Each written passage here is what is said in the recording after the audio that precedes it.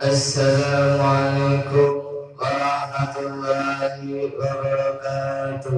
Waalaikumsalam warahmatullahi wabarakatuh. Sekali lagi, orang yang tidak mau jihad nafsi melawan nafsu, tidak mau memerangi dan mengalahkan nafsunya, tidak atau kurang mujahadahnya istilah wahidiyah. Dia tidak bisa terbebas dari cengkraman imperialis nafsunya. Otomatis dia jauh dari Allah Subhanahu wa Ta'ala. Semakin lama semakin jauh, semakin berlarut-larut ojo melampiaskan nafsunya, dan dia tidak merasa bahwa diperbudak oleh nafsunya. Semakin banyak amal-amal ibadahnya, semakin dalam dia terjerumus di dalam lumpur dosa. Dia tidak merasa sekalipun kelihatan lahirnya menjalankan taat, menjalankan ibadah begini begitu, akan tetapi sesungguhnya bukan ibadah kepada Allah Subhanahu wa Ta'ala, melainkan menyembah kepada nafsunya. Sebab tidak disertai niat yang ikhlas lillah atau masih ada pamrih, yaitu menurut keinginan nafsu. Pamrih ingin pahala, ingin surga agar selamat dari neraka, ingin terhormat, ingin terpuji, ingin mulia, dan lain sebagainya. Ibadah yang tidak disertai ikhlas karena Allah, tidak lillah, tidak akan diterima oleh Allah. Kalau suatu ibadah tidak diterima, bukan ibadah lagi namanya, melainkan maksiat dan berat akibatnya. Lebih-lebih besok di akhirat. Lebih berat lagi daripada itu kalau di samping beribadah yang sudah tidak ikhlas, itu dia mampu atau merasa mempunyai kemampuan sendiri, merasa mampu menjalankan ibadah. Dia tidak sadar bahwa kemampuannya melakukan ibadah itu karena mendapatkan fadl dan pertolongan dari Allah Subhanahu wa Ta'ala.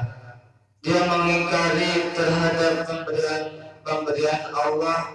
Dia tidak sadar bila orang yang tidak merasa bila otomatis terjangkit sifat ujub, riya, dan takabur sekalipun dalam kadar yang sangat halus sekali. Yang disebut ujub adalah merasa atau mengaku dirinya mempunyai daya kemampuan dan kekuatan atau kelebihan. Apabila rasa kemampuan itu diperlihatkan kepada orang lain, diperlihatkan dengan lisanul hal atau dengan lisanul maqal, lebih-lebih dengan keduanya, namanya riya. Dan apabila merasa dirinya lebih baik daripada orang lain, namanya takabur. Bertingkah hati seperti ujub, riya, takabur, dan sebagainya adalah perbuatan yang merusak atau menghancurkan amal-amal ibadah yang dikerjakan pada saat itu. Karena termasuk syirik kafir, mempersekutukan Allah Subhanahu wa Ta'ala secara sama-sama. Sekalipun syirik kafir itu tidak sampai merusak iman, akan tetapi syirik dan justru berat sekali akibatnya. Justru merupakan sumber segala penyelewengan dan penyalahgunaan, sumber dari segala kezaliman. Dan umumnya orang yang melakukannya tidak merasa karena saking halusnya. Karuan sekali bagi orang yang melakukan syirik kali mempersekutukan Tuhan secara terang-terangan. Dia jelas-jelas ikat terhadap Allah Subhanahu wa Ta'ala. Dia kafir dan tidak punya iman. Sedangkan kalau yang dilakukan syirik kafir, dia masih mempunyai iman atau masih percaya kepada Allah Subhanahu wa Ta'ala. Akan tetapi dengan diam-diam dia menandingi Allah Subhanahu wa Ta'ala. Dia merapas atau menggasap hak-hak Allah, merongrong kekuasaan Allah Subhanahu wa Ta'ala, mencukupi kekuasaan Allah Subhanahu wa Ta'ala. Maka tidak Allahu Qadir Allah yang berkuasa. Dia percaya, akan tetapi di samping itu dia juga merasa kuasa, merasa mempunyai kemampuan. Buktinya bisa berusaha, bisa bekerja, bisa menjalankan ibadah. Kalau tidak karena usahaku, dapatkah rezeki jatuh sendiri dari langit dan sebagainya. Dosa syirik sekalipun syirik khafi berat sekali akibatnya. Sesungguhnya Allah tidak memberi ampun jika dipersekutukan, dan Allah mengampuni dosa-dosa selain dosa syirik bagi orang yang Dia kehendaki.